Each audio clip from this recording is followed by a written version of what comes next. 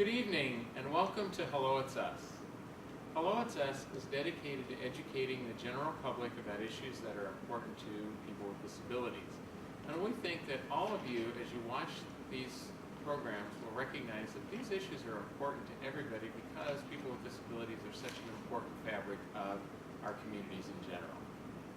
Hello It's Us is brought to you through a collaboration between the University of Iowa Center for Disabilities and Development, Uptown Bill's Coffee Shop, and our good friends at Public Access Television. My name is Mike Connick. I work at the University of Iowa Center for Disabilities and Development and serve as one of the co-hosts for Hello It's Us. Keith? My name is Keith Love, the other co-host. I am a disability advocate and I'm writing a book. Excellent. We're going to get you on and talk about this book one of these days. This is the fourth and final installment of a series on the great work that's happening at ICATER, the Iowa Center for Assistive Technology, Education, and Research. We are once again filming on site. During this segment, we're actually going to be talking about the extensive renovation that happened here at ICATER, which is located in N110 Lindquist.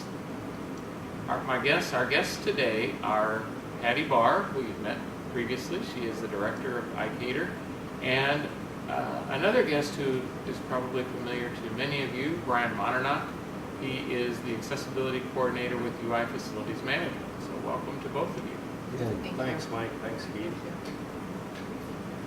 Would like to ask you each to just briefly introduce yourselves and give us a bit of background on what brought you to ICATER and your focus on universal design. We'll go ahead and start with you, Patti. Okay. Well, this project that we're going to be talking about today was actually one of the first things that I was tasked to do, wonderfully tasked to do, when I started about 2 years ago here. We started talking about how our space needed to be renovated, and we were able to move into that new space last January, and it's been a really great collaboration between the Education Technology Center, our Education, Teacher Leader Center, our iServe group, as well as ICATER. So there's a whole bunch of centers here, and we all collaborated to renovate this space. Great. Brian, talk a little bit about your role in that process.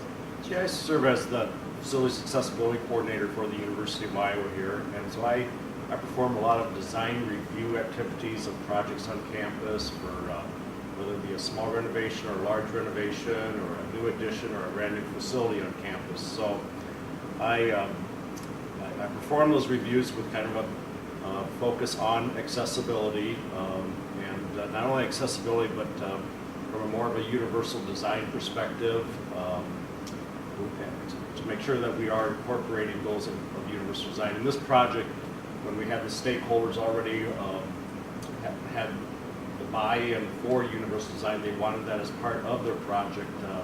It obviously made it a lot easier. It was really fun to work with Brian and the architects on this project, because pretty much everything that we talked about, we had the Hawkeye Accessibility Ambassadors come and look at the plans, and from the planning stage, and they gave us ideas of how to make the space more accessible for people with disabilities and various disabilities.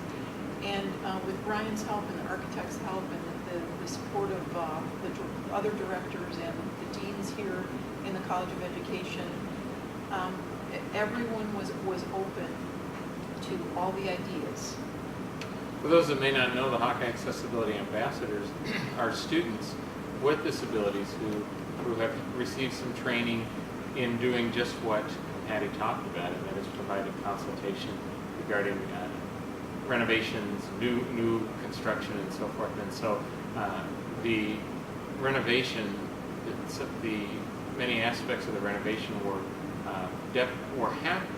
many of the aspects of the renovation happened because of student input. So students played a major role in defining what the renovation is going to look like. And if I may add, I guess, universal, as Patty kind of said, universal design, it's very critical that it begins in the design process, very early on in the design process. It doesn't work well at all halfway through design or at the end of design, so it's critical having the input of people with disabilities as part of that design process and the architect following through. Brian, eventually you got connected with universal design. Have you been the major change in technique in how it's applied? I have, and this project is one of the best examples we have had of that. It is a concept that it's gaining speed, but it's something that is kind of foreign to the design community. It's not really well understood. It's a process. Again, that process starts in design, and there's really never an end state to that process. There's always room for improvement, for universal design. But it is growing. We're getting a little more accustomed to it on campus thanks to projects like this. And I think that concept of universal design, I think if people think about curb cuts, for example, curb cuts were made so that people in wheelchairs could have access to our sidewalks, but they're beneficial to everyone. If you're riding a bike, or you're pushing a stroller, or you're pulling a cart with you, all of us benefit from those curb cuts. Same thing with automatic door openers. You go up to a door and it opens. Nobody has to worry about, can you pull the door open? Can you press the button to open the door? An automatic door opener is really kind of the ultimate in universal design as well. Lever door hardware would be another example how we find that so much easier to use, levers rather than a twisting of a knob. Technology, I think of closed captioning a lot. How that benefits people in a crowded restaurant or where there's lots of noise in the background. Watching a sports game, whatever. Right. There's many benefits to closed captioning, for all people. And a lot of non-disabled people take it for granted. They're only entering the wonders of it. It's really fun to think about your example of captioning, Brian. I never in a million years would have thought that captioning would benefit me as a blind person. Well, a good friend and I sometimes will watch television programs, and we'll get on a discussion. We are on opposite sides of certain issues, and we'll be battling back and forth, and we'll miss something. And then she will read, the captionings oftentimes is 2 or 3 seconds behind what's being said. And I say, "What'd they say?" And she'll read it. And I, as a blind guy, I'm actually enjoying the benefits now of captioning. And, it's just fascinating to me how universal design principles have all these unintended but, I guess, synergistic benefits. I don't know if you've been watching any of the programs on Netflix that people have a British accent. We've been putting captions on so that we can catch, it's English, but it's British English, and so I'm not used to that. And so I sometimes use captioning just on television programs. Brian, you talked about a number of features that went into universal design or just in general. I know that we tend to think about it as the physical environment, and very soon we're going to go out and actually take a little tour of ICATER. But before we do that, Patti, I'm thinking that it would be helpful. One of the things that's really unique about ICATER is that you've really done a wonderful job of incorporating physical universal design and universal design from an educational standpoint. And I think that might be a concept that may be a little less understood by our viewers. So could you just briefly address universal design from more of an educational perspective? It's called Universal Design for Learning, And the idea is that at universal design, you try to make the built environment as accessible to as many people as possible without having to retrofit anything. And that same concept with universal design for learning is that you try to make the curriculum and the classroom and even the assessments as universally designed or as accessible to as many people as possible without having to retrofit. So the idea is that if you go into a classroom and the aisles are wide enough, anyone in a wheelchair can go through that classroom. Or if you have a video in your classroom and you have someone where maybe English is not their first language, you may have that captioned in English, but maybe they're better at reading rather than listening. Or maybe it's the other way around, but you've got more than one way of representing the content that you're providing. Then you provide different ways to kind of engage students, different ways to make it meaningful for them. And then the third part is to allow students multiple means of representation.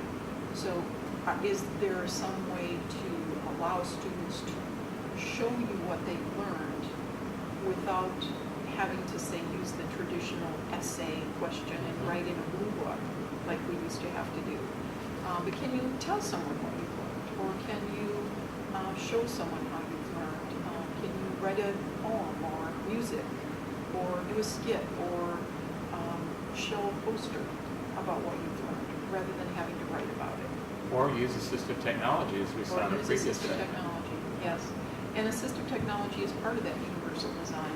If we can have the classroom as accessible as possible to begin with, there's going to be less need for assistive technology.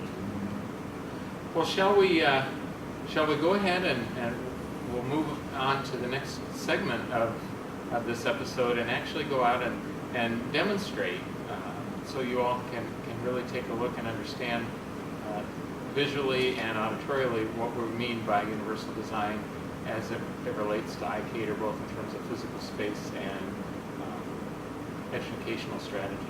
Great, thank you. This was one of the most used spaces that we had in college. Unfortunately, it didn't lend itself to collaboration, didn't lend itself to easily walking around, and so people were really kind of just separated from one another. There's a lot of dark hallways. And in redoing this space, there are a couple of goals that I had. First was I wanted it to be a lot brighter, a lot more colorful, because I do believe that people respond to their environment. And this is a space where people should be feeling really good about the things that they're doing.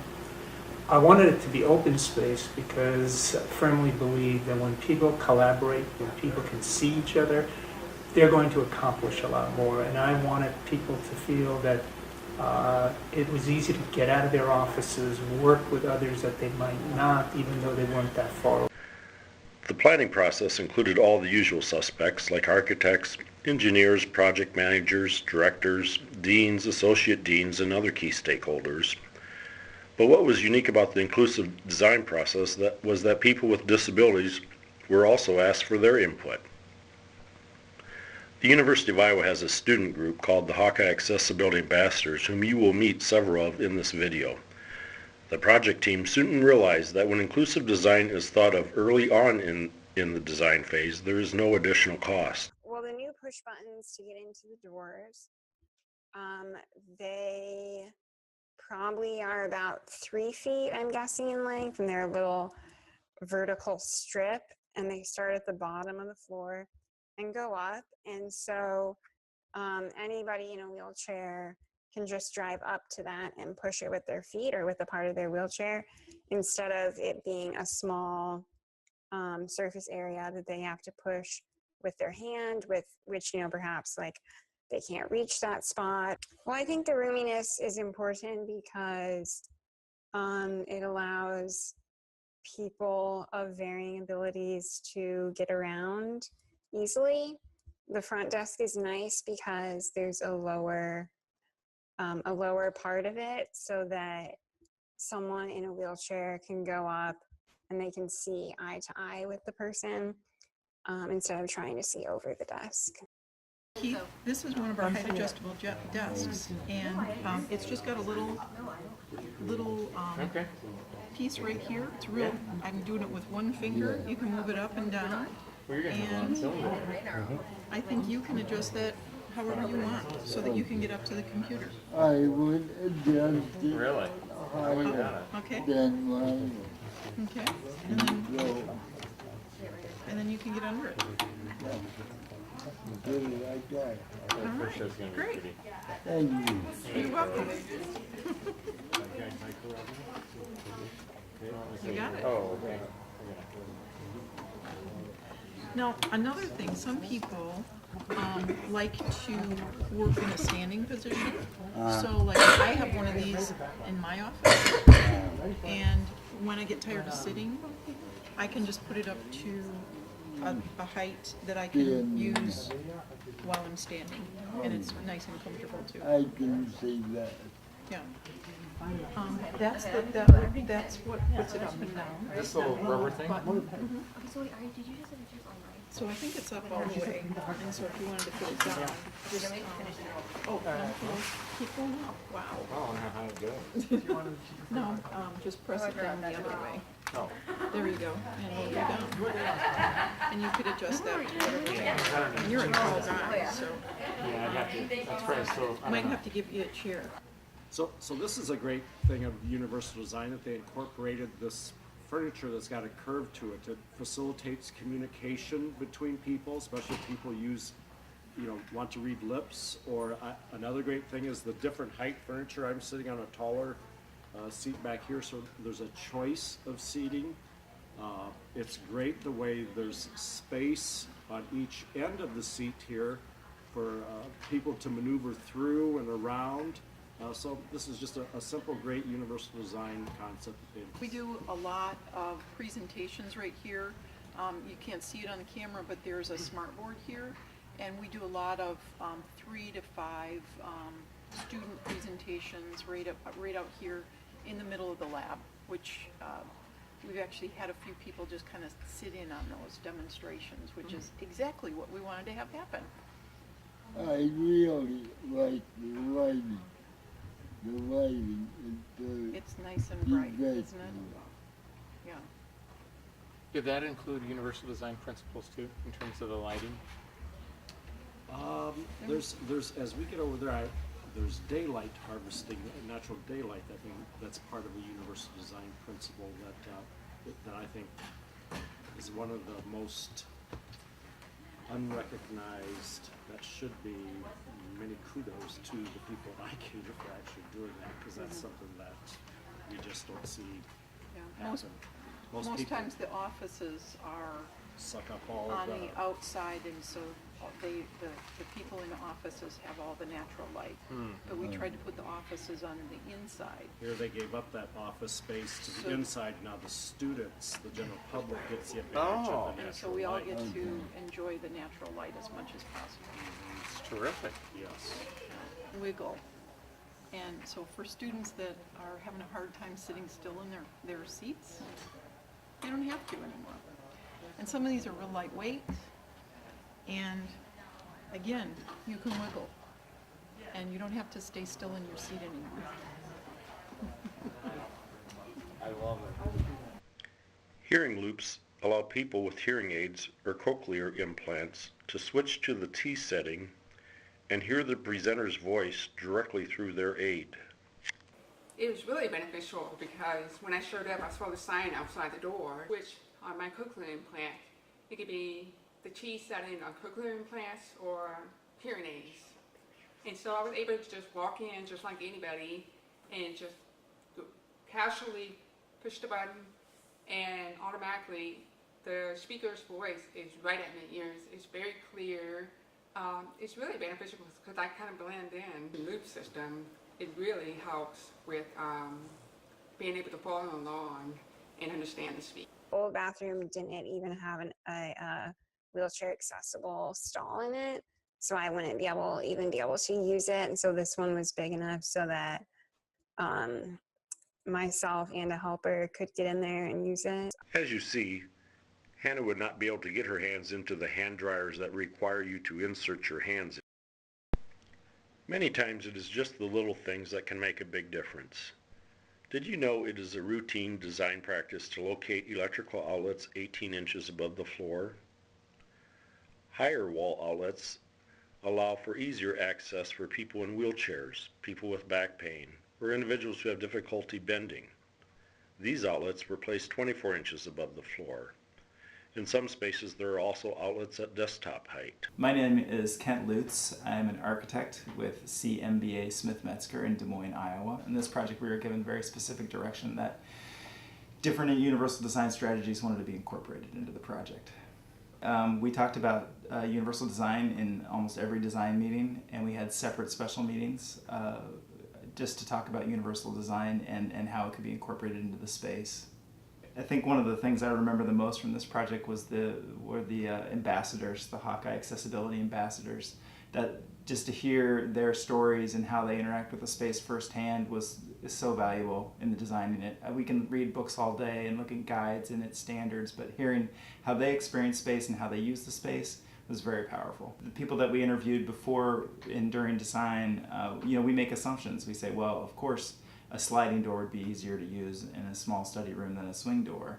But when we sat down and interviewed the people that actually used the spaces, we learned that no, it's actually the opposite. A swinging door is easier to use than a sliding door for some people. For inclusiveness of people that need these special assistance items, but they're also good for everybody else. I think it provides better design for everyone and not just a certain group of people. It's really better for everyone. We as design professionals are constantly learning from our clients. We had a great team on this project. A lot of back and forth input was given about what works and what doesn't work. And we were able to take these universal design strategies and use them on other projects outside the university as well as on the other university projects.